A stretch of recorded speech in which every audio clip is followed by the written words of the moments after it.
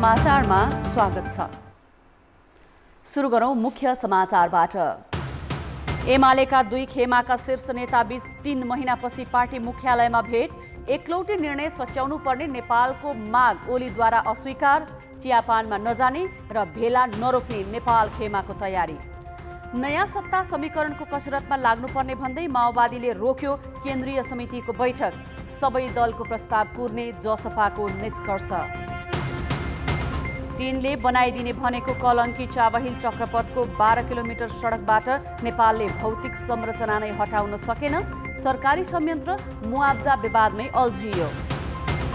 म्यानमारमा हिंसात्मक दमनका बावजुद प्रदर्शन चर्किँदै गएपछि थप जिल्लामा सैन्य कानुन लागू।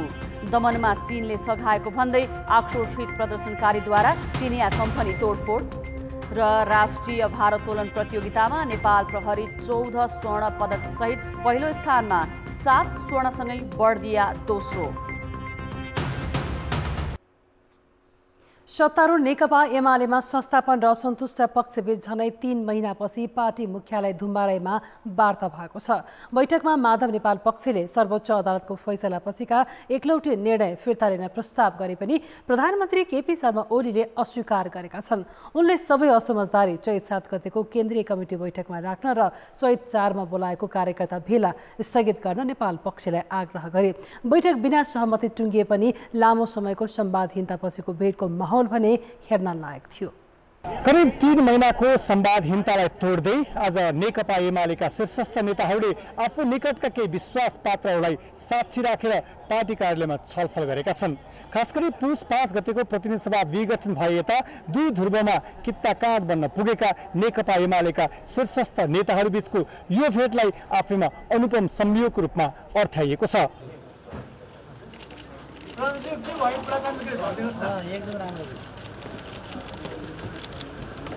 पूर्व एमालेको जुन स्थान थियो संरचनाको हिसाबले, पदाधिकारी र सदस्यको हिसाबले त्यो ठाउँमा फर्कौँ। 28 गतेको बैठक त्यो वैधानिक छैन, त्यसलाई चाहिँ नै हामी शून्य अवस्थामा पुर्याइदिउँ र अनि त्यसपछि सिङ्गो स्थितिको बारेमा बसेर छलफल गरौँ, कार्यलाई पनि बनाउन सकिन्छ भन्दाखेरि त्यो स्वीकार्य। सिङ्गो देशलाई एकजुट बनाउनु हामी अग्रसर हुनुपर्छ भन्ने कुरामा सबैको एकमत हो। तर अहिलेको सन्दर्भमा कतिपय विषयहरू जुन उठेका छन् त्यो विषयहरूमा भने मतान्तर रह्यो, त्यो अन्तिमसम्मै कायम रह्यो। त्यसको बारेमा छलफल गर्दै जाउँ र त्यसलाई टुङ्गोमा पुर्याउन प्रयास गरौँ। हुन त यो भेटलाई त्यति धेरै अपर्झट र अप्रत्याशित रूपमा मान्न पनि सकिँदैन। यसबीच विभिन्न घटनाक्रमहरूले नेताको जुन यो तहमा भेटवार्ताको परिस्थिति विकसित भएको देखिन्छ। एकातिर नेपाल कम्युनिस्ट पार्टी एमालेको संस्थापन पक्षले चैत 7 गते केन्द्रीय समितिको बैठक बोलाएको छ भने अर्कोतर्फ असन्तुष्ट पक्षले 5 र 6 गते काठमाडौँमा बृहत कार्यकर्ताको राष्ट्रिय भेला बोलाएको छ। यही बीच प्रधानमन्त्री तथा पार्टी अध्यक्ष केपी शर्मा ओलीले आफ्नो सरकारी निवास बालुवाटारमा नै नेकपा एमालेका केन्द्रीय सदस्यहरूलाई चियापानको आयोजना समेत गरेका छन्। यी सम्पूर्ण परिस्थितिहरूका बीच शीर्षस्थ नेतृत्वमा जसरी ध्रुवीकृत बनेको सम्बन्धलाई केही भए पनि मलमपट्टी लाउन सकिन्छ कि भनेर केही तहका नेताहरू संवाद र छलफलको तयारीमा जुटिरहेका थिए। त्यो अदालतले त्यसलाई नै बिउताइदियो, त्यहीँबाट नै अगाडि बढौँ र त्यही नै हाम्रो चाहिँ पार्टीको एकताको प्रस्थान बिन्दु हो भन्यौँ। त्यसमा उहाँहरूको चाहिँ सहमति, खास गरी पार्टी अध्यक्षको त्यसमा यी भोट भन्ने कुराहरू आए, त्यहाँनिर सहमति भएन। हाम्रो बातचित भयो, मिठो ढङ्गले कुराकानी भयो, रमाइलो ढङ्गले कुराकानी भयो, तर कुरा मिलेन। हामीले अब अगाडि बढौँ, यदि ती निर्णयहरू केही त्यसमा पुनरावलोकन गर्नुपर्ने छ, समीक्षा गर्नुपर्ने छ, केही कुराहरूमा थप सुधार गर्नुपर्ने छ भने त्यसमा चाहिँ छलफल गर्दै जान सकिन्छ। त्यसमा छलफल गर्दै जाउँ भनेर हामीले आग्रह गरेका छौँ र उहाँहरूले जुन 4 र 5 गते भेला गर्ने भनेर भन्नुभएको छ, त्यस्तो भेलाले चाहिँ पार्टी एकतालाई बल पुर्याउँदैन, त्यसले थप एउटा दूरी बढाउने मात्रै काम गर्छ। ती भेलाहरू नगरौँ, बरु अब केन्द्रीय कमिटीको बैठक चाहिँ आपसी परामर्शबाट चाहिँ तय गरौँ भनेर त्यो ढङ्गले कुराकानीहरू गरेका छौँ। सारमा आजको छलफल सकारात्मक रहेको छ, निष्कर्षमा नपुगे पनि। हुन त यो भेट सरकारी निवास बालुवाटारमा प्रधानमन्त्रीले नबोलाएका होइनन्, तर असन्तुष्ट खेमाका माधव नेपाल समूहले बालुवाटार भन्दा पनि पार्टी कार्यालयमा नै भए मात्रै भेटघाट गर्न सकिने जनाउ दिएपछि प्रधानमन्त्री उनीहरूलाई भेट्न धुम्बाराई आइपुगेका थिए। करिब 11:20 जाँदा प्रधानमन्त्री यहाँ आइपुगेका थिए भने त्यस अघि नै अरू नेताहरू र उनी पक्षकै नेताहरू पहिले यहाँ आएर उनलाई कुरिरहेको अवस्था थियो। यो एउटा जीवन्त पार्टीमा, गतिशील पार्टीमा जो विवाद भइरहने कुरा, अन्तरसङ्घर्ष हुने कुरा स्वाभाविक हो। यो विगतदेखि हुँदै स्थापनाकालदेखि हुँदै आएको कुरा हो र अहिले जुन खालको एउटा लामो सङ्घर्षमा असमानहीनता थियो, वारको पार्को लडाइँ थियो, अहिले आएर दुई पक्ष बसेर फेरि निकाल्छौँ भनेर चाहिँ जम्ने कुरा एउटा सकारात्मक दिशा हो। यसले आम कार्यकर्ता, आम जनतालाई एउटा फेरि आशाको एउटा सञ्चार गरेको छ। नेकपा एमालेको शीर्षस्थ तहमा जसरी ध्रुवीकृत देखिएको छ, यही अवस्थामा आजको यो भेटले कस्तो मार्ग निर्देशन गर्छ भन्ने विषय अहिले भनिहाल्न सक्ने अवस्था छैन। तर प्रारम्भ जुन खालको जसरी सुरुवात भएको छ, पक्कै पनि नेतृत्व तहमा विभाजन भन्दा पनि एकीकृत भएर अघि बढ्नुपर्छ भन्ने खालको एउटा बोध भएको भने यो परिस्थितिले प्रष्ट देखाउँछ। कान्तिपुर समाचारका लागि क्यामेरामा सञ्जय लोइटेल र मुरारी घिमिरेका साथमा सृजना बास्तोला र नवराज पाण्डे, धुम्बराई, काठमाडौँ। निकै तिक्ततापूर्ण अवस्थामा पुगेका नेकपा एमालेका शीर्ष नेताहरू 3 महिनापछि संवादमा फर्किएका छन्। सङ्गीन खालका आरोप प्रत्यारोप मात्र होइन, एकअर्कालाई कारबाही र निष्कासनसम्मका श्रृङ्खलाबाट एमाले नेताहरू एकाएक कसरी संवादमा फर्किए त? सर्वोच्चको फागुन 23 को फैसलाले नेकपा अवैध मात्र भएन, एमाले र माओवादी केन्द्र पुरानै स्वरूपमा बिउतिए। तर एमाले नेताहरू बीचको मित्रता बिउतिएन। एक अर्का विरुद्ध निकै कठोर रूपमा प्रस्तुत भइरहेका र 3 महिनादेखि आम्ने सामने बस्न समेत नसकेका शीर्ष नेताहरू अचानक सोमबार पार्टी मुख्यालयमा एउटै बैठकमा झुल्किए।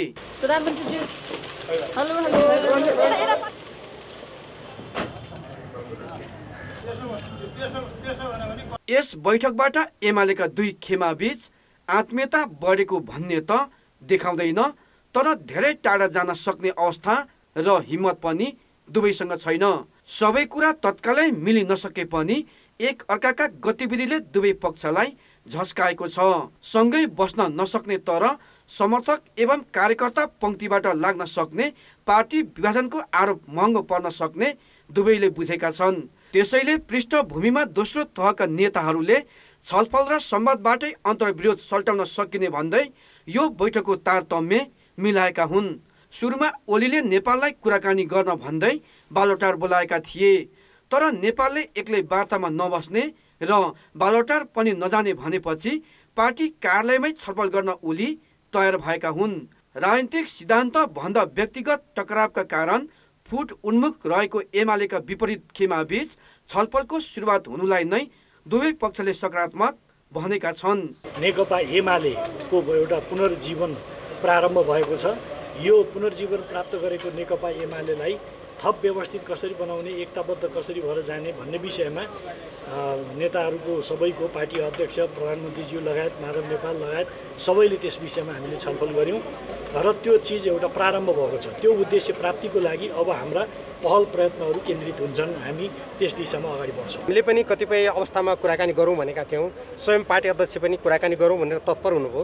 यो वार्ता छलफल भनेको एकतर्फी वार्ता सोचेर मात्रै हुँदैन नि, हामी दुवैतर्फबाट भएका यस्ता छलफलहरू गर्नुपर्छ भन्ने मान्यताले नै यो छलफल सम्भव होइन। हिजो प्राइम मिनिस्टरले बोलाउनु भयो भनेर माधव कमरेडले खबर गर्नुभयो र हामी आएको। भेट भयो, राम्रो कुरा भयो, तर कुराकानीको हिसाबले, एजेन्डाको हिसाबले सार्थक भएन। पार्टीको कार्यवाहक महासचिव हुँदै 15 वर्ष एमालेको नेतृत्व गरिसकेका वरिष्ठ नेता नेपाल र अहिलेका अध्यक्ष ओली बीचको प्रतिद्वन्द्विता नयाँ होइन। 9औं महाधिवेशनदेखि पार्टी र सत्तामा उदाएका ओलीले विपक्षीमा उभिएका नेपाल सहितका नेतालाई किनारा लगाउन थालेपछि आजको स्थिति आएको आलोचकको बुझाइ छ।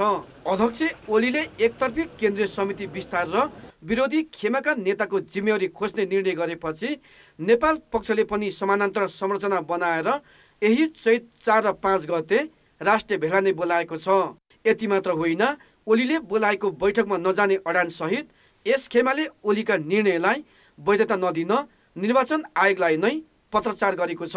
विरोध र निषेधकै बीच अध्यक्ष ओलीले मङ्गलबार चियापानको तयारी गरेका छन् भने 7 गते केन्द्रीय कमिटी बैठक बोलाएका छन् र आफूलाई सरकार र पार्टीमा अप्ठ्यारो पार्नेहरूलाई तह लगाउने चेतावनी पनि सँगसँगै दिइरहेका छन्। यो अवस्थामा बुधबार भएको छलफलले एकताको सूत्र पहिलाउँछ कि विभाजनको रेखालाई गाढा बनाउँछ त्यो भने यकिन भइसकेको छैन। कान्तिपुर समाचारका लागि क्यामेरामा मुरारी घिमिरे र सञ्जय लुटेलका साथ सृजना बास्तोला र दशरथ राई, काठमाडौँ। नेकपा एमालेको नेपाल समूहले चैत 4 र 5 गतेलाई तय भएको राष्ट्रिय भेला नरोक्ने निष्कर्ष निकालेको छ।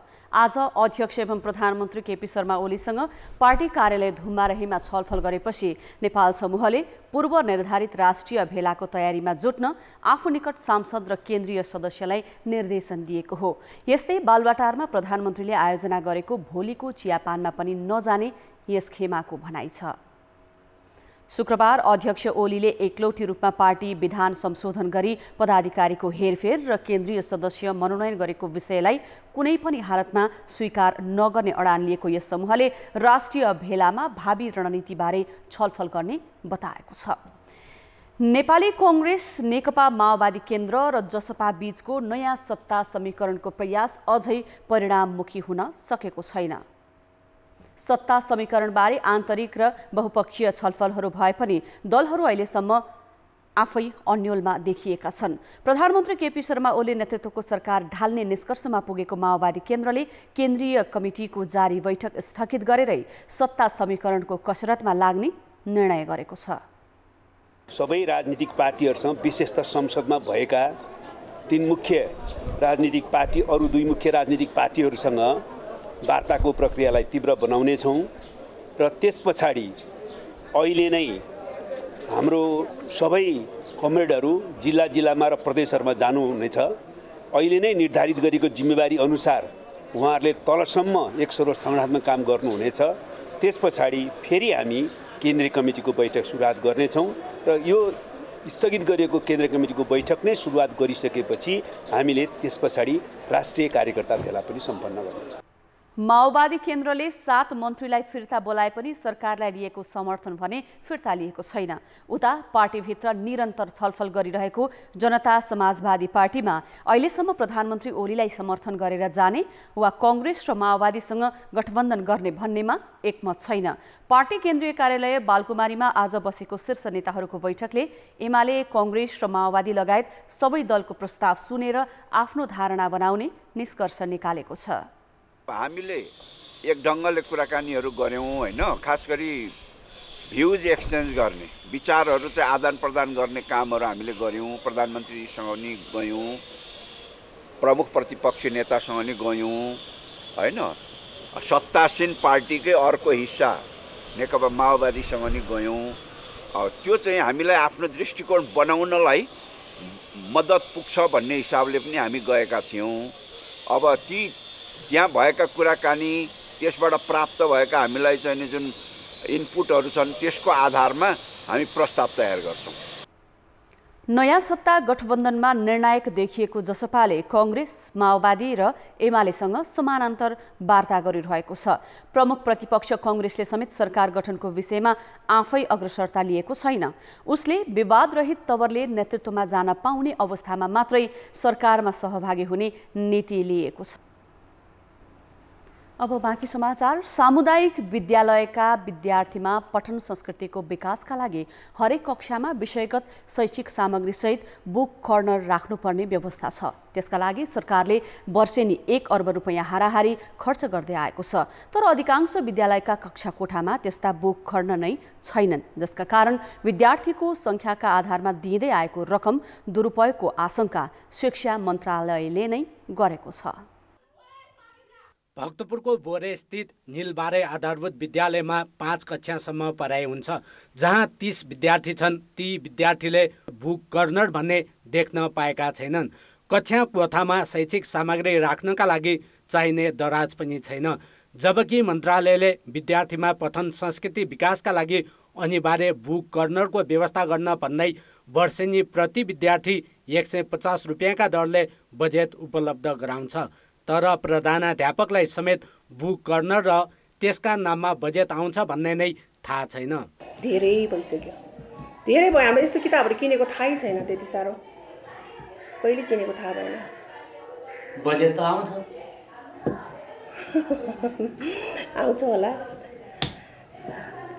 बुक कर्नर बारे मलाई त्यति राम्रो थाहा भएन सर। कक्षा कोठामा बुक कर्नर हुनुपर्ने व्यवस्था 2061 सालमा गरिएको हो। सरकारले 1 देखि 5 कक्षासम्म प्रति विद्यार्थी 150, 6 देखि 10 कक्षासम्म प्रति विद्यार्थी 200, 11 र 12 कक्षामा प्रति विद्यार्थी 250 रुपियाँका दरले विद्यालयले बजेट पाउँछन्। यो आर्थिक वर्षमा मात्र बुक कर्नर शीर्षकमा देशभर 50 लाख विद्यार्थीका लागि 90 करोड रुपियाँ निकासा गरिएको छ।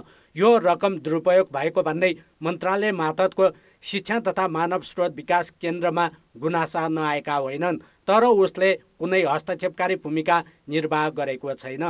र यो शीर्षकबाट चाहिँ विद्यालय अनिवार्य रूपले चाहिँ बुक कर्नर र शैक्षिक सामग्रीमै खर्च गर्नुपर्छ भन्ने चाहिँ हाम्रो नीतिगत मार्गदर्शन पनि छ। त्यो मार्गदर्शन अनुसार चाहिँ कार्यान्वयन गर्नुपर्छ भन्ने चाहिँ हामीले व्यवस्था पनि गरेका छौँ।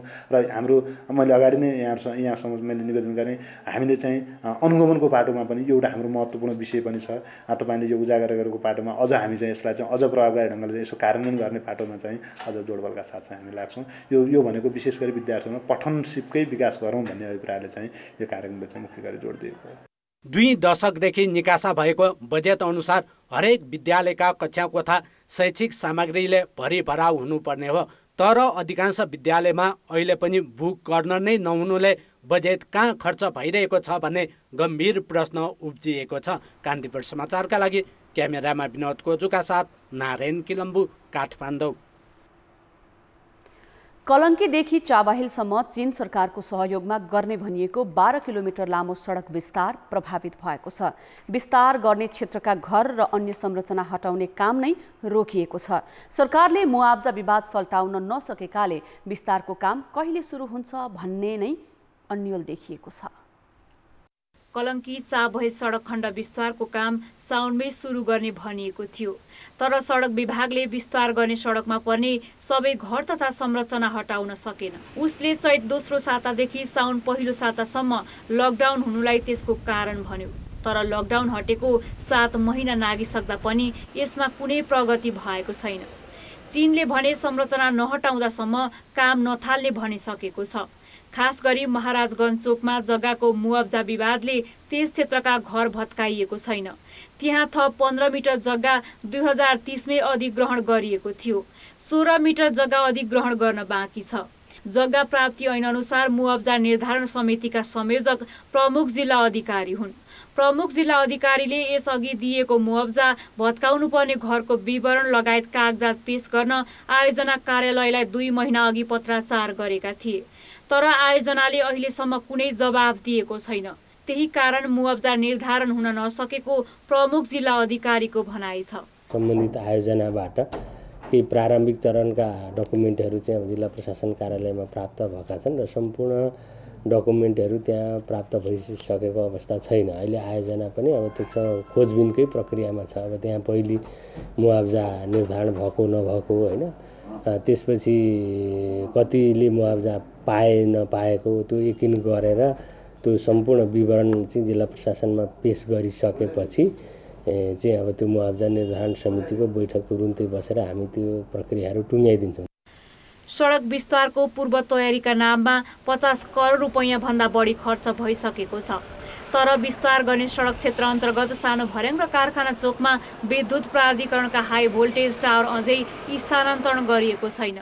महाराजगञ्ज चोकमा भत्काउनु पर्ने 19 घरमध्ये 14वटाको आवश्यक कागजात खोज्ने कठिन भएको आयोजनाले स्वीकारेको छ। 19वटा घरमध्ये 7वटा घरको मात्र हामीले डकुमेन्ट प्राप्त भयो। त्यो पनि हामीले भवन विभागबाट मूल्याङ्कन गराउँदाखेरि एउटाको चाहिँ डकुमेन्ट पुरा भएन भने चाहिँ हामीले 6वटाको चाहिँ डकुमेन्ट पुरा भएको र त्यसको चाहिँ मूल्याङ्कनको लागि मूल्याङ्कन प्राप्त भई सेटिपुटले हामीले अब प्रक्रिया अगाडि बढाउँछौँ। अन्य भवनहरूको चाहिँ अब डकुमेन्ट प्राप्त नभएको हुनाले अब हामीले चाहिँ अब वडा कार्यालय र सम्बन्धित महानगरपालिकासँग समन्वय गरेर सम्बन्धित जग्गा घटनीहरूको अब जुन नक्सा पास हुन्छ नि त्यो डकुमेन्टबाट पनि अगाडि बढाउने कि भन्ने चाहिँ छलफल चाहिँ प्रक्रिया अघि बढाएको छ। काम गर्ने क्षेत्रमा साइड क्लियर गर्ने अर्थात् संरचना हटाउने जिम्मेवारीमा सरकारी संयन्त्रले चुस्त रूपमा काम गर्न नसक्दा विकासका काम कसरी प्रभावित हुन्छन् भन्ने उदाहरण राजधानीभित्रकै यो आयोजना बनेको छ। कान्तिपुर समाचारका लागि क्यामेरामा रूपक कोइरालाका साथ अञ्जना लामिछाने, काठमाडौँ। प्रहरीले शुक्रबार बरामद गरेको युरेनियम अप्रशोधित भएको नेपाल विज्ञान तथा प्रविधि प्रज्ञा प्रतिष्ठानको परीक्षणबाट पुष्टि भइसकेको छ।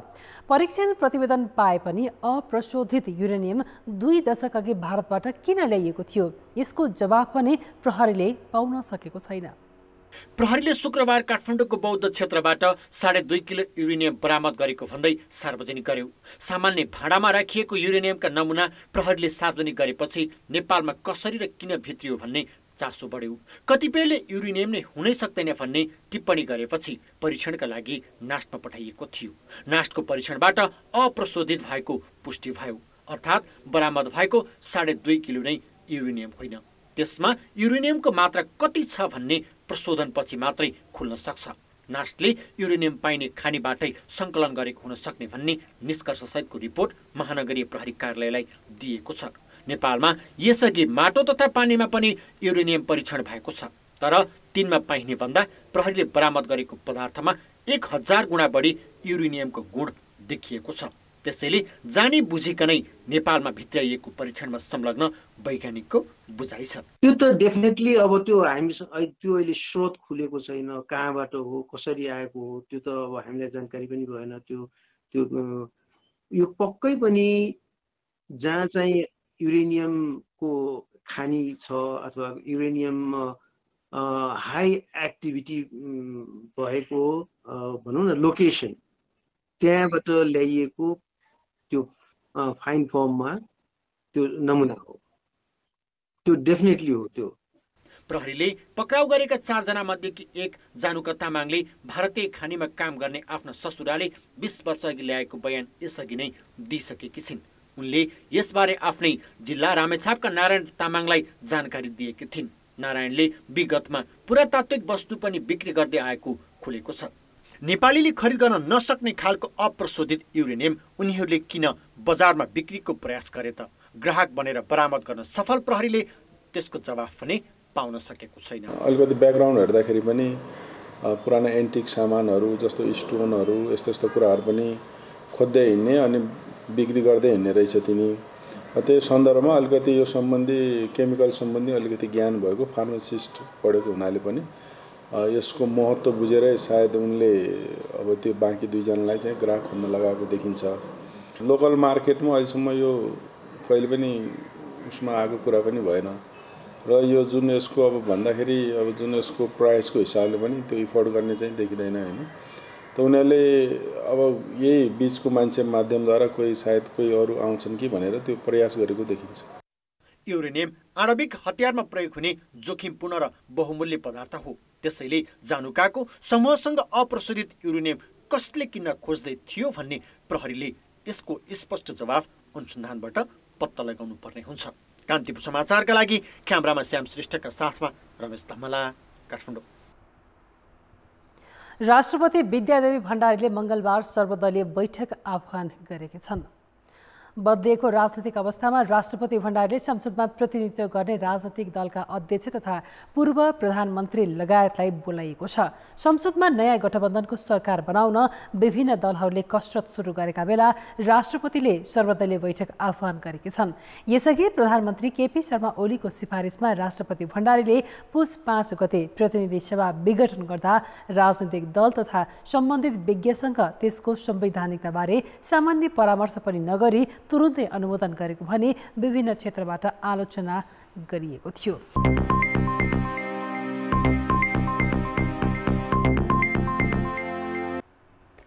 संविधानले गुणस्तरीय वस्तु प्राप्तिलाई मौलिक हकको रूपमा व्यवस्था गरे पनि उपभोक्ताले त्यसको अनुभूति गर्न पाएका छैनन्। उपभोक्ताले भान्सामा दिनहुँ प्रयोग गर्ने अधिकांश वस्तुमा कैफियत छ। तोकिएको गुणस्तर नभएको, मिसावट भएको, म्याद गुज्रिएको लगायत समस्या कायमै रहेको सरकारी निरीक्षणबाट देखिएको छ। तर नियमन र दोषीमाथि कारबाही अभावमा उपभोक्ता कैफियत भएकै वस्तु प्रयोग गर्न बाध्य छन्। उपभोक्ताको मौलिक हक कार्यान्वयनमा हाम्रो चासो तीनै तहमा उपभोक्ता हित संरक्षण नीतिको खाँचो भन्ने नारासहित सोमबार उपभोक्ता दिवस मनाइयो।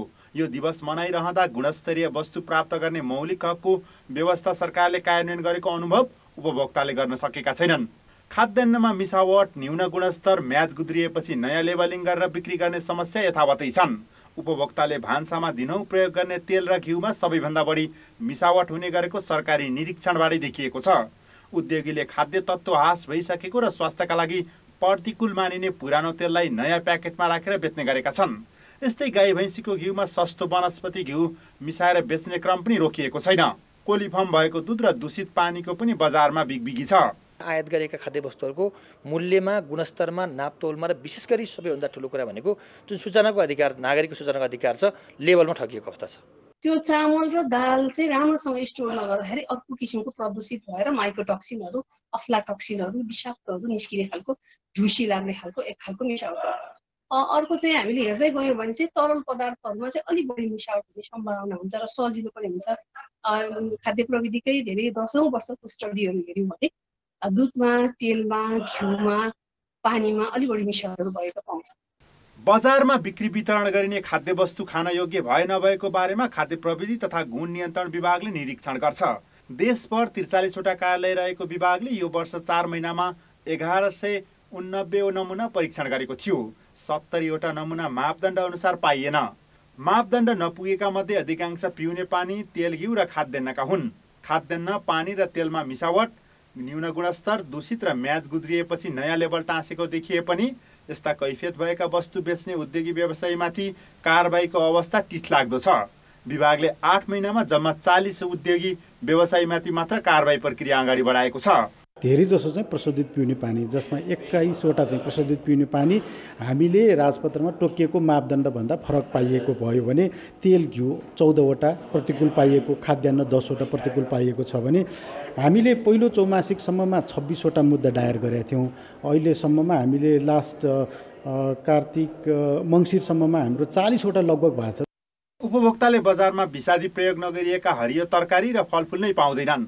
बजारमा जथाभावी विषादी प्रयोग गरिएका तरकारी र फलफुल देखिएपछि सरकारले अधिकतम सीमा तोकेको थियो, तर त्यसको नियमन छैन। कैफियत भएका वस्तुको बिक्री वितरण रोक्नका लागि नियमन गर्ने भूमिकामा केन्द्र सरकार मातहत उपभोक्ता हित संरक्षण विभाग छ। यस्तै बजार स्वच्छता कायम गराउने जिम्मेवारी स्थानीय तहको पनि हो, तर ती सबै निष्प्रभावी छन्, जसको मार उपभोक्ताले खेपिरहनु परेको हो। कान्तिपुर समाचारका लागि क्यामेरामा रूपक कोइरालाका साथ पर्वतराज घिमिरे र सुमन पन्थ, काठमाडौँ। सरकारले आगामी आर्थिक वर्षको बजेटमा नयाँ कार्यक्रमलाई निरुत्साहित गर्ने भएको छ। अर्थ मन्त्रालयले आज सबै मन्त्रालयका सचिवलाई बोलाएर नयाँ आयोजना प्रस्ताव नगर्न भनेको छ।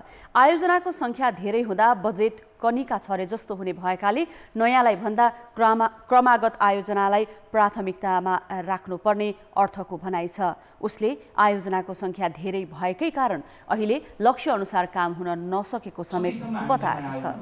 क्रमागत आयोजना सम्पन्न गरेर भने जाउँ भन्ने मेरो अर्को अनुरोध छ। थुप्रै आयोजनाको सङ्ख्या छ, त्यो आयोजनाहरूलाई सम्पन्न गर्ने जाउँ। धेरै आयोजना हालेर त्यसमा स्रोत छरेर हामी आखिर कुनै पनि आयोजना सम्पन्न गर्न सक्दैनौँ। त्यसले गर्दाखेरि सकेसम्म नयाँ आयोजनाको प्रस्ताव नगरौँ भन्ने छ। बरु चाहिँ त्यस्तो कुनै आयोजनाको प्रस्ताव गर्नु छ भने बरु अध्ययनको लागि बरु प्रस्ताव गरिदिउँ, अध्ययनमा गरेर जाउँ।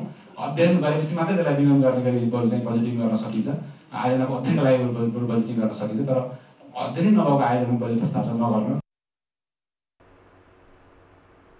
ब्रेकपछि समाचारमा पुनः स्वागत छ। अब जनमतको अन्तिम परिणाम। जनमतमा हिजो हाम्रो प्रश्न थियो, किसानले सरकारी संस्थान र निजी डेरीबाट 4 महिनादेखि दुधको मूल्य भुक्तानी नपाउनुलाई के भन्नुहुन्छ?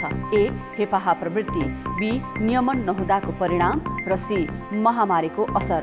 जनमतको नतिजा यस्तो छ। ए, हेपाहा प्रवृत्तिमा 55%, बी, नियमन नहुँदाको परिणाममा 40% र सी, महामारीको असरमा मात्र 5% मत प्राप्त भएको छ। अब जनमतमा आजको प्रश्न।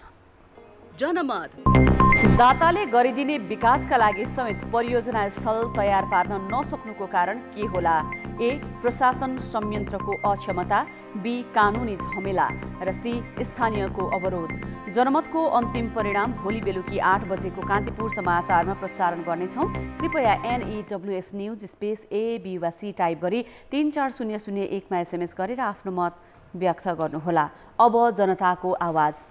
जीवनको अन्तिम क्षणसम्म सकी नसकी सक्रिय राजनीतिमा रहने खराब नेपाली राजनीतिक परम्पराले नेतृत्व हस्तान्तरणमा समस्या देखिएको छ। यसै सन्दर्भमा हामीले सल्यानमा सोधेका छौं, राजनीतिमा पुस्तान्तरणका लागि कसले के गर्नु पर्ला?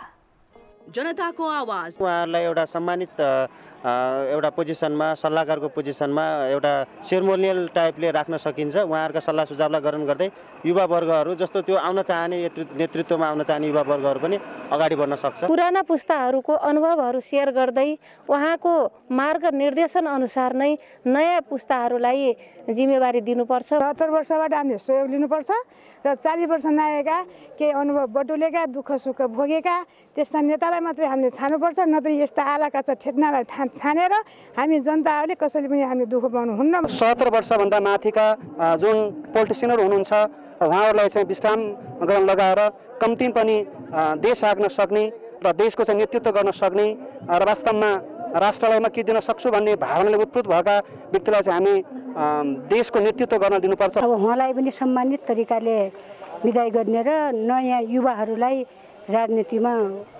परिवेश गराउने। जानेका कुराहरू हामी नयाँ पुस्ताले त जान्दैनौँ, तैपनि उहाँहरूको नीति निर्देशन अनुसार युवा पुस्तालाई नै अबको राजनीतिमा सक्रिय गराउनुपर्छ।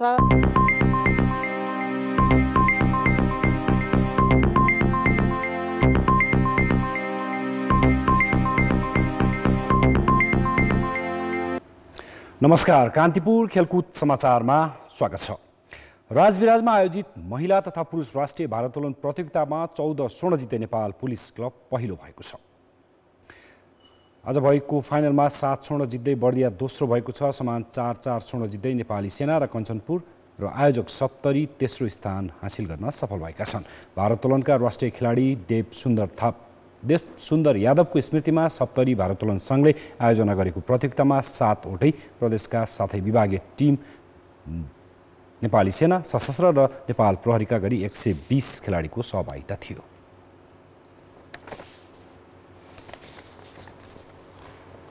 वैशाख 11 गतेबाट आयोजना हुन लागेको नेपाल सुपर लिग फुटबलमा सहभागी टिम धनगढी एफसीले आफ्ना मार्की खेलाडी अर्थात् अक्सन बिनै भित्र्याएका मुख्य खेलाडीलाई सार्वजनिक गरेको छ। धनगढीको मार्की खेलाडी राष्ट्रिय फुटबल टिमका मिडफिल्डर विशाल राई बनेका छन्। नेपाली राष्ट्रिय फुटबल टिमका मुख्य खेलाडी मानिने विशाल राईलाई धनगढीले मार्की खेलाडीका रूपमा टिममा लिएको छ। नेपालले भारतमा भएको साक बङ्गबन्धु गोल्ड कप र एएफसी सोलिडारिटी कपको उपाधि जित्दा विशाल टिममा थिए। यसका साथै उनी अहिले पनि टिमको मुख्य खेलाडीमा पर्ने गर्छन्। एन्फा एकाडेमीका उत्पादन विशालले नेपालका लागि अन्डर 14, अन्डर 16 र अन्डर 19 स्तरमा पनि खेलेका थिए। फुटबलमा मार्की खेलाडी हुन्छ भन्ने पहिलो पटक थाहा पाएको र धनगढी एफसीको मार्की खेलाडी हुन पाएकोमा विशालले खुसी लागेको बताए। मार्की खेलाडी बापत रकम भन्ने दुवै पक्षले गोप्य राखेका छन्। अहिलेका लागि सम्झौता 1 सिजनको भए पनि पछि यसलाई निरन्तरता दिन सकिने टिमका मालिक सुभाष शाहीले बताए। टिमको प्रशिक्षकका बारेमा पनि चाँडै सार्वजनिक गरिने उनले बताए। यता ललितपुर सिटिएफसीले पनि आज मार्की खेलाडी घोषणा गरेको छ, जसमा फुटबलर अञ्जन विष्टलाई उसले मार्की खेलाडी चयन गरेको छ। सुदूरपश्चिमको स्टार सिटी युवा क्लब कैलालीले एन्फा प्रेसिडेन्ट लिग फुटबल प्रतियोगितामा विजयी सुरुवात गरेको छ।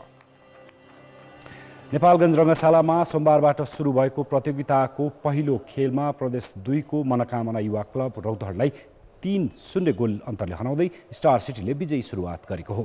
खेल सुरु भएको तेस्रो मिनेटमै रूपबहादुर लामाको गोलबाट अग्रता लिएको स्टार सिटीका लागि 46औं मिनेटमा दीपकराज सिंह ठकुरीले दोस्रो गोल गरेका थिए। 81औं मिनेटमा लामाले व्यक्तिगत दोस्रो गोल गर्दा टिम 3-0 ले विजयी भयो। 15 गतेसम्म हुने प्रतियोगितामा 7 प्रदेशका लिग च्याम्पियन टोली बीच प्रतिस्पर्धा हुनेछ। प्रेसिडेन्ट लिगको विजेताले 10 लाख र उपविजेताले 5 लाख रुपियाँ पाउनेछन् भने शीर्ष 4 टोलीले एन्फाले आयोजना गर्ने राष्ट्रिय लिग खेल्न पाउनेछन्। पोखरा रङ्गशाला निर्माणको काम अन्तिम समयमा ठप्प भएको छ। भुक्तानी नपाएको जनाएर ठेकेदार कम्पनीले काम रोकेको हो। राष्ट्रिय खेलकुद परिषदले बजेट व्यवस्थापन गर्न सकेको छैन, जसका कारण रङ्गशालाले कहिले पूर्णता पाउँछ, परिषदसँग नै ठोस जवाब छैन। 2 साता अघि प्रधानमन्त्री केपी ओलीले निर्माणाधीन पोखरा रङ्गशालाको अवलोकन गरे। त्यस क्रममा उनले बजेट अभाव हुन नदिने प्रतिबद्धता जनाएका थिए। तर रङ्गशालामा भने अहिले बजेट अभावकै कारण काम रोकिएको छ। नेपालको यामे कन्स्ट्रक्सन र भारतको ग्रेट स्पोर्ट्स ठेकेदार कम्पनी हुन्। यी कम्पनीले राष्ट्रिय खेलकुद परिषदले आवश्यक रकम उपलब्ध गराउन नसकेको कारण देखाएर अन्तिम चरणमा काम रोकेका हुन्।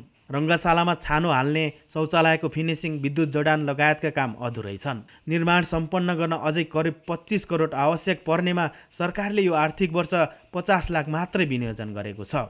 परिषदले रकम भुक्तानीको सुनिश्चित नगरेपछि ठेकेदार कम्पनीले 90 भन्दा बढी श्रमिकलाई बिदा दिइसकेको छ।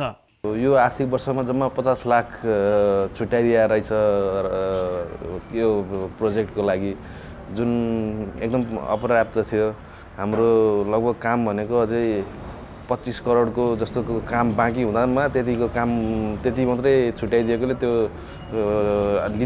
गति लिन सकेका छैन प्रोजेक्टले। रङ्गशालामा 16,500 कुर्सी जडान गरिसकेको छ। परिषदले क्षमता बढाएर 20,000 पुर्याउने भनेपछि ठेकेदार कम्पनीले फ्रान्सबाट थप 3,500 कुर्सी मगायो, तर जडानको काम अहिले अल्पत्र छ। परिषदले आवश्यक बजेट निकासका लागि पहल भइरहेको बताएको छ, तर यकिन छैन, जसका कारण रङ्गशालाको बाँकी 10% काम कहिले सकिन्छ भनेर परिषद नै भन्न सक्ने अवस्थामा छैन। अहिले निर्माण कम्पनीले अब चाहिँ यसलाई चाहिँ तीव्र गतिमा लाने भन्ने कुरा मैले प्राप्त गरेर पाएको छु। यसले गर्दा नै अलिकति आर्थिक कुरा नै हो र यसले पनि अब लाग्छ अब यो फेरि मैले जोडेँ अब अति नै हाम्रो खेलकुदलाई अति माया गर्ने हाम्रो समस्याको सामान्य प्रधानमन्त्रीजीले बोलिसक्नु भएको छ। यो छिटै नै अब निर्माण काम यसले तीव्र गतिमा लिनेछ। जबकि 2075 फागुन 26 गते शिलान्यास गर्दा 1 अर्ब 28 करोड रुपियाँ लागत अनुमान गरिएको रङ्गशालाको काम 6 महिनामा सक्ने भनिएको थियो। रङ्गशाला तयार नभएकाले अखिल नेपाल फुटबल सङ्घ एन्फले गर्ने भनेको अन्तर्राष्ट्रिय महिला फुटबल प्रतियोगिता नै अनिश्चित बनेको छ। कान्तिपुर समाचारका लागि भूपाल गुरुङ, पोखरा। कान्तिपुर खेलकुद समाचार अहिलेलाई यति नै। धन्यवाद रोशन। अब मौसम सम्बन्धी जानकारी।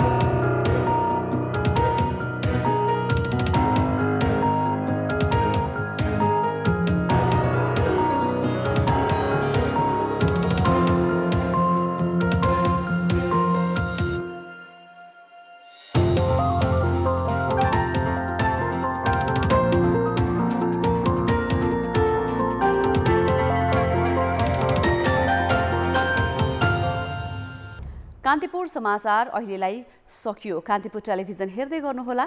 नमस्ते।